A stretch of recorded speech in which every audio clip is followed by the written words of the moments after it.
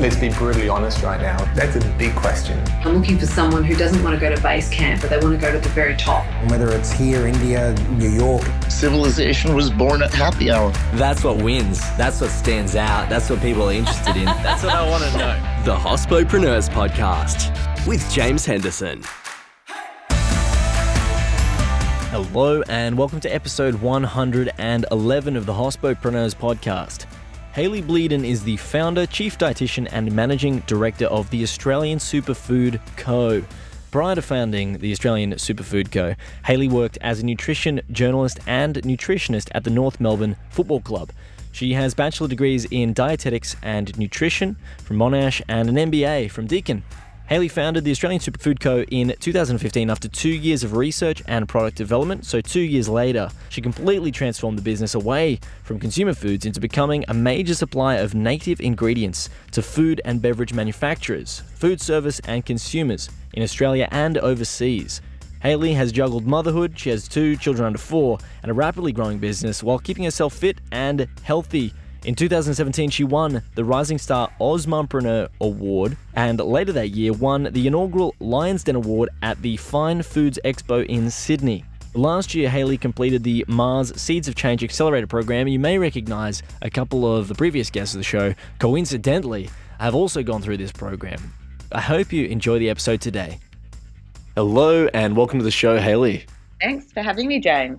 Hayley, not a problem at all. It's a pleasure to have you on. Before we were having a bit of a chat about the first question that I like to ask, do you have a crazy hospitality story to deliver on this program today? Yeah, I've struggled with this one a bit, but listening to a couple of your previous episodes, it took me back to a time in 2015 when I was pregnant with my first child and I was traveling around the States with my husband and we like to party, or we did anyway back in 2015. And obviously I couldn't drink while we were away. And I just have memories of being in Las Vegas in the pool where everyone, it was 45 degrees Celsius and everyone around me has had quite a few drinks. And I was sitting in the pool reading my book and had people constantly coming up to me asking me what's wrong with me. I don't know if that kind of falls into hospitality, but parties and, I suppose maybe something that I'm missing out, that we're all missing out on a bit during COVID, just having a good time. Well, what prompts that sort of conversation in that environment is a lot of social conditioning and the structure of that Las Vegas world. Like, you should be drinking here. And a lot of culture, especially in Australia in particular, does make us feel like that. And there is a movement towards less of that. We've had these health movements come in and a lot of health food businesses. And now we've got low ABV coming through and even low and no ABV businesses coming in for beverages. But it's interesting that you mentioned that as your story as well. And you had another story in mind, didn't you, when you were going to come on? Yeah. Well, what I had in mind was just the word crazy and I suppose these crazy times that we're living in. Yeah, I've grown up in Melbourne and we love to eat out. For years, we were trying to get into Attica when they had the Tuesday night $99 tasting night.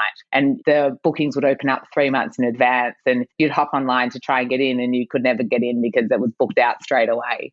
And I think what I've really enjoyed about COVID has been the accessibility of the hospitality industry during COVID. So obviously, the hospitality industry is one of the most heavy hit industries in Australia. But the way that these businesses have been able to, I hate to say it, but pivot and to be able to offer the hospitality industry another channel, another revenue stream, and to be able to get these meals to your house delivered. Many of them, especially if you order off Providore, they deliver between 2 a.m. and 8 a.m. on the Friday night for a Saturday night meal. And to be able to have these meals at your home, to be able to sit and enjoy these meals often over a Zoom call with a few mates has been really enjoyable. And something that we'll probably all miss a bit once the world returns to normal. There's a few things that you brought up there. You mentioned when you were explaining that you were uncomfortable saying the word pivot. I just want to make that really clear that it was the word pivot, not the fact that people were pivoting. Oh, absolutely, absolutely. And hence why I said the word pivot, because it had to happen. Yeah, absolutely. But something that you said there about this return to normal, that's something that people are always talking about as well, and what normal really looks like in the post-COVID world. And I don't want to linger on coronavirus. I've made that really clear in previous episodes too, because it's undeniably the largest challenge that everyone's going through at the moment, especially anyone who's dealing with retail or across the food supply chain. But adjacent to the industry, some people are thriving which has been really interesting too. So what you said there around the fact that we're going to miss it when it returns to a normal world, how much do you think is going to disappear? How much of that experience do you think is going to remain even? Yeah, and that's a really interesting question, because I think that after times of great hardship that we've even seen in our lives, the GFC, there are some amazing companies that launch during these times. The innovation that occurs during these times is incredible. And I think that these times, COVID in particular, has shaken the industry like we've never seen before. And so that in itself offers the industry the space for great innovation. And we saw in Melbourne, the market opened off in some capacity for about 8 weeks, and we were able to go out and enjoy food. And I think where a lot of people would go out every Friday and Saturday night, maybe we were going out half as much because we'd started to enjoy the time at home and this more solitude lifestyle. So the question's a really good one. I don't have an answer for you, but I think that it won't be the same as what it was, January 2020. I think from what I can see, there's going to be a real split. From what I can see, the middle market's going to disappear a lot in terms of dining out. And then you'll have a low end, high volume order at the table system versus a bespoke, the more personalized, intimate experience at the top end. That's what I can sort of see really happening. However, I'm really interested in the view of many of my guests and what they see evolving to be that retail experience too. I really hope it doesn't occur like that, because if you think about those mid-tier restaurants, the restaurants that you'd frequent most weekends when it's not a special occasion, they're the ones that are often owned by families, and that the meals that you're consuming are the ones that the recipes have been handed down throughout the family. And when you place the order, you're ordering with the owner of the restaurant often. And it would be so sad if that happened. It might be the way that it has to be, but I really hope that it's not. Me too. I absolutely agree. And I think that also something that's happening during this time, and I'm seeing it with even my own shopping behaviours, is that people are more conscious of shopping local. So, for instance, I was buying a pair of runners the other day, and it might just be me being a bit late to the game, but in the past, I probably would have gone online and ordered off some multinational website that delivers straight to your home and found the cheapest and best price because the shoes I buy are always the same. And instead, this time I went to the store, but this is when we were still in stage 3. I went to the store and I purchased the shoes that I wanted because I wanted to support that local business. And that might be a change in shopping behaviours and purchasing behaviours throughout Australia. And it might see a shift in how we do shop, and it might see, hopefully, these smaller businesses survive. I really do hope so. It isn't down to us as individuals. We'll have to see what the world decides for us. I guess I'm just speculating. I'm interested in the views of others there. Hayley, thanks for that crazy hospitality story, number 1 and number 2. We've moved on to look at some trends and ideas that normally come up a little bit later in the episode. Before we do, though, I want to really pull it back and understand more about why you do what you do. Why is it that you do what you do every day? And tell us a bit more about what it is that you do. So the business that myself and my father started up 5 years ago is the Australian Superfood Co. And the Australian Superfood Co. specialise in native Australian ingredients. So we work with Indigenous communities, local growers, some really small farmers to much larger farmers. We purchase the fresh native produce off them, and then we process it into shelf-stable, high-quality, a consistent product. And why do we do what we do? We started off doing this because we recognised that there was a massive gap, and that somehow, while all over the world, different countries were celebrating their Indigenous people and their Indigenous foods, yet in Australia, when we consider what our native foods are, you'd often hear foods like lamingtons and Vegemite. And most Australians had never heard of kakadu plum or wattle seed or quandong. And it just made us think, like, how is this possible? What have we missed? And how can we make this shift in the food space in Australia, that Australian culture and Australian cuisine is actually what our Indigenous people ate for over 70,000 years and what sustained them in some of the harshest climates. With that, and you're obviously doing incredible work, and you went through the Mars Accelerator program. I'd love to hear more about that in just a moment. Before we do, though, you must have done so much research to even find the fact that you had an opportunity and a gap in the market there. Who have you found doing similar incredible work to support the industry of Indigenous ingredients?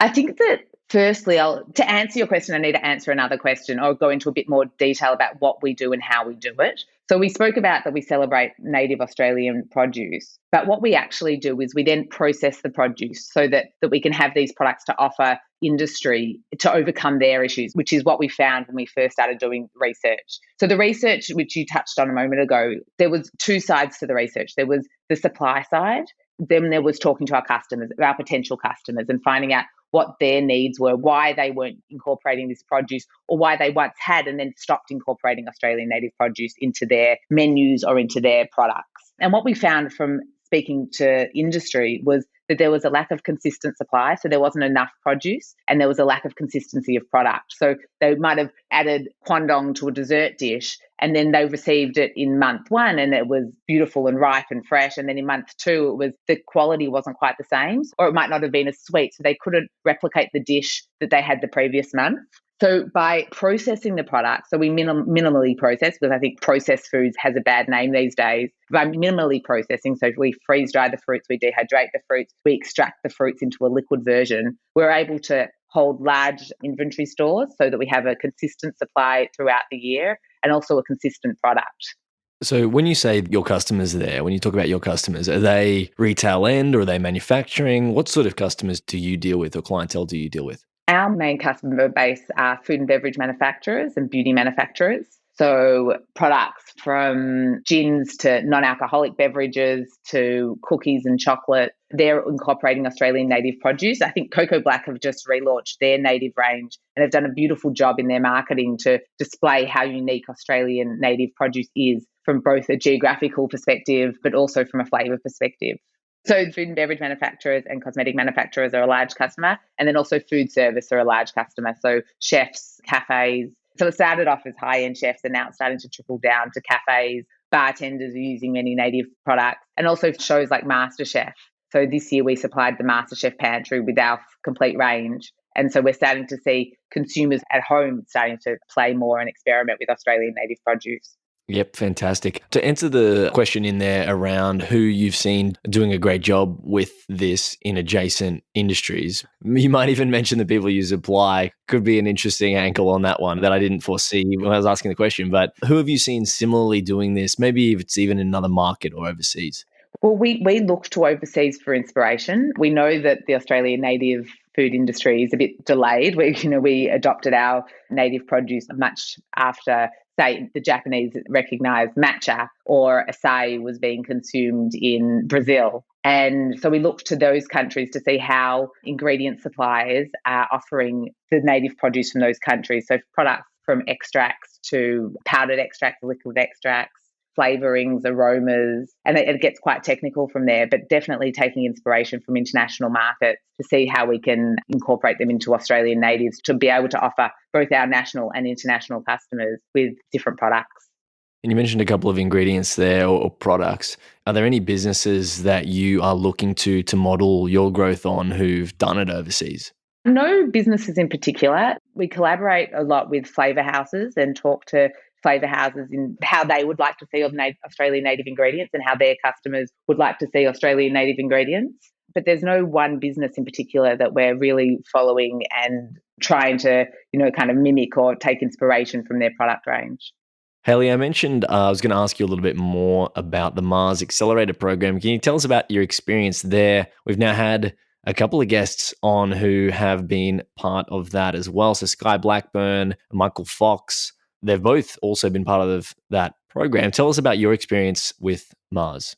The Mars Seeds of Change program was a really fantastic experience for us and one that I'm really disappointed that they're not going to redo it for a second year. But the positives out of the 3 months that we were a part of the Accelerator, they have really shaped how our business is progressing from here on in. We, as a small business, entered the Accelerator a bit confused. We understood what our goals were. We understood what our mission was, but we were kind of being torn in a number of ways as to which way, how we should pursue that. So should we really focus on the retail space and push in the retail space or the FMCG space? Or should we focus on what we were doing well at the time, being a wholesaler of native ingredients to food and beverage manufacturers and to food service? It also made us focus on the supply chain and launch what we now have as the Native Harvest Initiative, which came to fruition due to the fact that the native supply chain is limited. So many of the ingredients are wild harvested or they're being harvested by small to medium farmers. Or if we want to expand the supply chain on a global scale, we're really going to need to have larger farmers farming native produce and getting Australian farmers to take up the opportunity to farm native produce, because there are so many benefits associated with farming native produce. But also out of the Seeds of Change Accelerator, we got to meet fantastic businesses like a few that you mentioned that are really doing exciting things within the food space, and from edible insects with Sky or with mushroom meat alternatives like the guys at Fable. Being able to take inspiration and to collaborate in different ways with these guys has been really exciting. Fantastic. And you must have learned some incredible things throughout that program. And I won't ask you to comment specifically on what Mars was able to add to that, but obviously you got a lot of value out of the program. What are you learning about now? So fast forward to where you are now, where are you pushing things forward and innovating? And I want to avoid the coronavirus environment as well, because that's obviously the biggest challenge right now. Outside of that, where are you pushing things forward? We're pushing things forward. We're really focused on the supply chain. So with the Native Harvest Initiative, we've been able to identify farmers that are interested in diversifying or repurposing their farms. So we have one example of a farmer out of South Australia who was farming spring onions. And now this farmer happens to be Indigenous. We work with both Indigenous and non-Indigenous farmers. And he was looking to retire, and his grandson was going to come in and take over the business. And together they identified that they weren't so interested in spring onions anymore. You know, they were one of the main suppliers to one of the major supermarkets, so they were doing well, but they wanted to repurpose their land and farm native produce. So we met with them and started discussing the produce that we thought would be beneficial for them to farm and that we needed, and obviously worked within that environment, within the physical environment in South Australia where they're located. And now we are working together. We are their exclusive customer. So they're harvesting produce for us. And then we're working to work with industry to incorporate this produce. So for instance, I think that what we're really lucky with is that we work really closely with the farmers to identify what we need to grow, but then we have really strong relationships with industry. So with food and beverage manufacturers, we'll be talking to them, and that, you know, we'll know that there's going to be a large crop of saltbush in the coming year. So we'll be pushing saltbush into their products, you know, into the bakeries in the majors and into products for Qantas. And having that relationship with both the customer and the supplier is really beneficial for us, because we can then develop products knowing where the needs are. So we're not just kind of making assumptions as to what we think the market needs. We're having those conversations with the market and developing products based on the market's demand.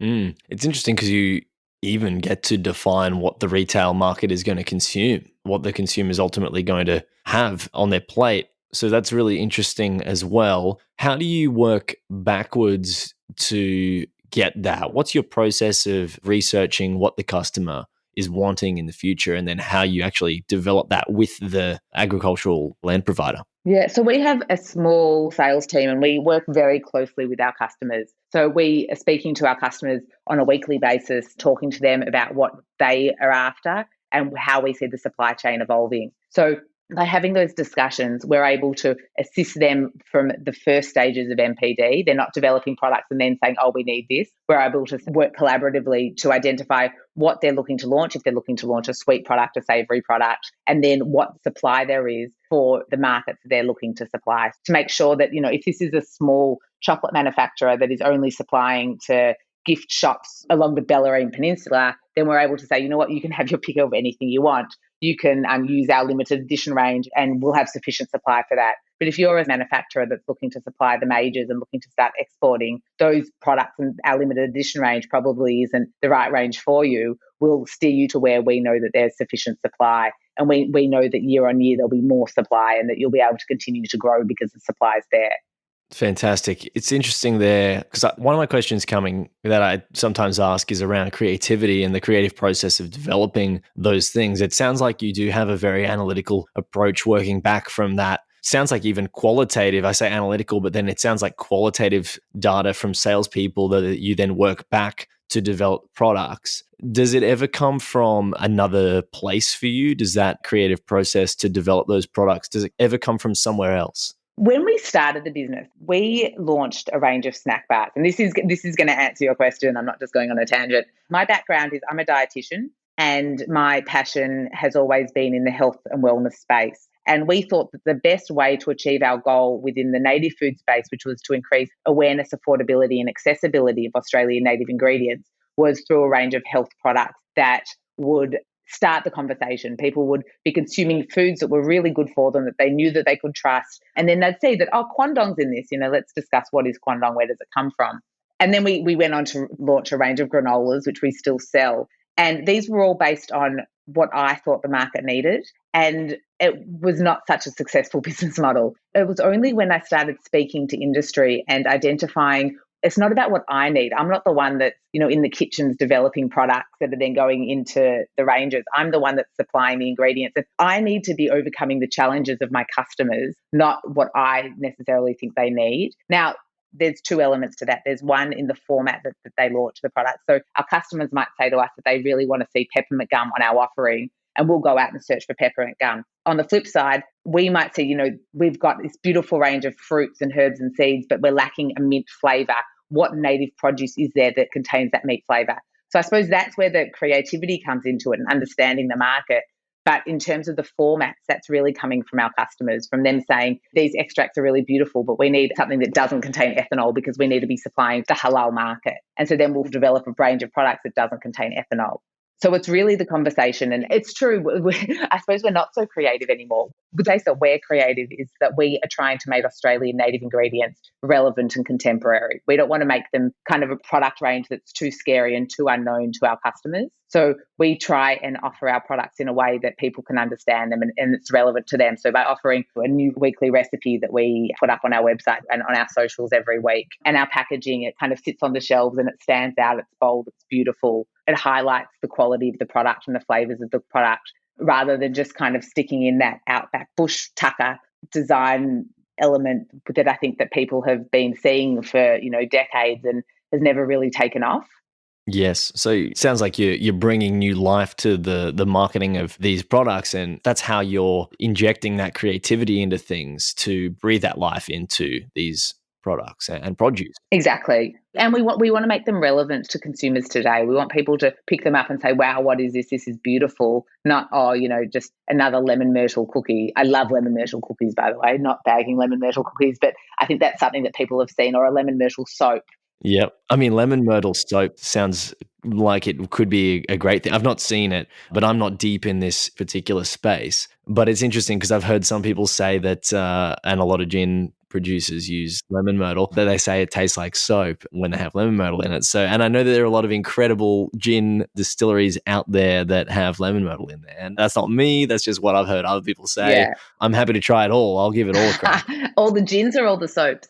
Well, maybe both, in fact, actually. I'd love to try it, You can be clean and well lubricated. No, it is. And I think that the lemon myrtle and soap is often because lemon myrtle has been used in a lot of soap, so people associate the smell with soap. But I think also you have to understand these flavours. They're extremely strong, and the people that are using them the best, Four Pillars Gin, Manly Spirits, they use heaps of lemon myrtle and their products keep winning prize after prize. But they understand the flavour, they respect the flavour, and they don't overdo it. They kind of use it in a way where the flavour shines rather than, wow, this is overpowering and it's too intense. Yes. So obviously people want lemon myrtle. Keep giving them lemon myrtle then. Yeah. People want Australian natives. I think that's what's coming out. As people taste them and as people experience the flavours and they learn about the stories, people are interested. Davidson plum that was used on MasterChef in the MasterChef finale the other night, I'm not sure if you watched it, made the dish shine, like the winning dish of the show. It cuts through the sweet flavour, the beautiful red colour. The ingredients on their own, they stand up against, raspberry and strawberries and flavours that we're much more familiar with. So, Hayley, I mentioned a little bit earlier that obviously the coronavirus is the big thing at the moment on everyone's mind. Keeping that off the table from this particular question, what is the point of greatest friction for you at the moment with your business? Yes. So the supply side is an issue because it's a growing market. It's a growing supply chain that has not been well established and it's only growing in Australia. So if you were to think about supply of, say, blood orange, we can buy blood oranges in Mildura in Victoria, or you can go overseas and buy blood oranges in Italy or in America and other places as well. In Australia, and this is something that we don't want to change, Australian native ingredients are only available in Australia within certain seasons. So we can grow the supply chain in that we can have more farmers growing more produce, But the seasonality challenges aren't going to change. If demand does increase, though, won't suppliers be producing outside of those seasons, or won't they find ways to produce outside of those seasons? That's something that we're looking into. So with greenhouses and different ag tech projects like that, but we're not there yet. We currently just need to expand the supply chain in its entirety. And we don't want this produce to be grown offshore because then it will lose its link to Australia, kind of like the macadamia nuts. So macadamia nuts, people think of macadamias and they think that they're Hawaiian. They're actually native to Australia, endemic to Australia. And that's something that we don't want to happen. We don't want to see this produce going offshore. As sad as that is to lose the identity of that product, isn't it a good thing for the Australian consumer and the Australian economy and the Australian supplier even? No, and I think that that's multifaceted. The first reason that comes to mind is because then we'll lose the cultural link. Many of these ingredients link to Indigenous Australians and they have stories behind each product. So stories from how they use the product to Dreamtime stories about more spiritual stories about how these ingredients are important within their culture and within their lives. And for Indigenous people, the way that they have transferred their history is all orally. They haven't written it down. And so we're very conscious of losing the cultural link from Indigenous produce to Indigenous people. And I think that would happen if the produce went offshore because there's no solid IP for the Indigenous people currently. They're working on it, linking the produce to themselves. And I think that if these were to go offshore, Australia wouldn't benefit from it. Like with macadamia nuts, you take a few nuts, you plant a plantation over in Hawaii, then Australians aren't benefiting from these macadamias that are growing in Hawaii. Yes, there are other factors at play there. Obviously, can the Australian price be as competitive? Things like if we look at those other market factors, I get what you're saying there. And if you think the economical benefits to Indigenous people, so for instance, Kakadu plum, we purchase from around 11 different communities, our Kakadu plum. Within those communities, it's often the women that are picking fruit. So one example is the Women's Centre in Wadair. They have over 400 women that are picking Kakadu plum seasonally, and that has a follow-on effect within the community. So these women are previously unemployed. All of a sudden, they have seasonal employment. They go out, they pick the fruits, and they're paid per kilo for the Kakadu plum. For them to be picking the fruit, their kids have to be in school. And they also then take the kids out on the weekend to pick fruit because of the way that they're paid for the fruit, that the more they pick, the more they're paid. They'll take them on country and teach them about Kakadu plum and the cultural link between their geographical location and the fruit that they're picking. And if this was taken offshore, for sure they'd be producing it for cheaper. You know, if they're growing Kakadu plum in China, which they have tried to do, then the Indigenous people won't be getting these benefits at all, and they won't be able to sell their fruit because in China they'll be selling it for so much cheaper. So, I mean, we've elaborated a lot more on the supply end. If we go back to the education piece, the first point that you mentioned there, it's essentially, that's a sales problem, isn't it? Because it's igniting an interest in a product that hasn't had any activity yet or much activity. It's branding that product, which is where you're becoming a specialist in doing that, is rebranding these native Australian products to be, for lack of a better word, palatable, to ignite interest in the suppliers and then the consumers of those products. Exactly. It's more marketing than sales. And something that we've tried to look into and done a bit of research into is how other industries have launched products that people previously were not familiar with. So in Australia, matcha was launched in a big way. And, when I was a kid, no one had heard of matcha. Or acai, or even kale, which is much more familiar to people, and I think much more accessible. And the lobbies behind these organisations have a lot of money to put into the marketing of the produce. And, when you start talking about the health benefits associated with Australian produce, it should sell itself. But to date, there hasn't been the marketing budget behind it to really push the produce. And hopefully that will change. Hopefully we will see a change within Australia, that there will be large organisations pushing Australian native produce. And even the government pushing Australian native produce. We see them with campaigns like the Tourism Australia campaigns. It could be a campaign around Australian produce and getting to the outback to go picking Kakadu plum with Indigenous women from Wadair. And Australian produce is so unique that it's hard to present it as something similar to something else. When you have a new product that is gaining a little bit of interest, that you're thinking, okay, we should look at this as something that we present to suppliers more, or those manufacturers, then to try to refer that to something else is quite difficult with a lot of Australian products or Australian produce because it is so unique. Is there an Australian native ingredient that is like that people keep referring back to? I think each Australian native has its own more conventional equivalent. So, for instance, munchies are also known as emu apples. And I think that people hear emu apples, I'd assume apple, or riberries being lily pillies and riberries in particular being a berry. So they associate them with berries. Davidson plum, Kakadu plum with plums. And I think that while it makes it easier to sell, Kwandong peach to just a Kwandong because people can visualize a peach and they can understand what a peach is. When you actually taste the fruit and you see that it's delicious, but nothing like a traditional peach that we're familiar with, it almost is confusing. But there's native basil, native mint, native oregano. But I wouldn't say it's exactly like its more conventional name type. Yeah, it's interesting because it is so different in Australia, and that's what's ringing through in your answer there. It is so different that there's nothing back to relate that to. So obviously it's changing that perspective in people's minds, even though it's called a basil or a peach or a plum, that it is nothing like that. So when you're marketing it, do you just remove that as a thing? Are you trying to get rid of that fruit base or the herb base to just go, it's called this, you've never heard of this, don't even think about what it might be like? No, we haven't done that. We actually changed our packaging way back when from Kwandong to Kwandong peach because we saw that people were purchasing the plums and the berries and not Kwandong. And that did improve sales of that product. And I think that when people taste it, and yes, it might be not exactly what they're expecting, but it's a pleasant flavour and it's something that they can work with, then they're open to it. Then they're actually quite excited that it's not just an exact replica of what they thought they might be purchasing. And I think that the Australian native food industry will shine. And I think that this came out a lot in MasterChef when people stop incorporating it just kind of as a sprinkle and just like to add it for the sake of adding the other parts of the story being the sustainable, local, cultural significance, but rather start experimenting with the flavours to really make the dishes shine because of the native produce, not because of everything else. And I think that that's what they did really well in MasterChef this year and showed the potential of the Australian native food industry within the hospitality realm.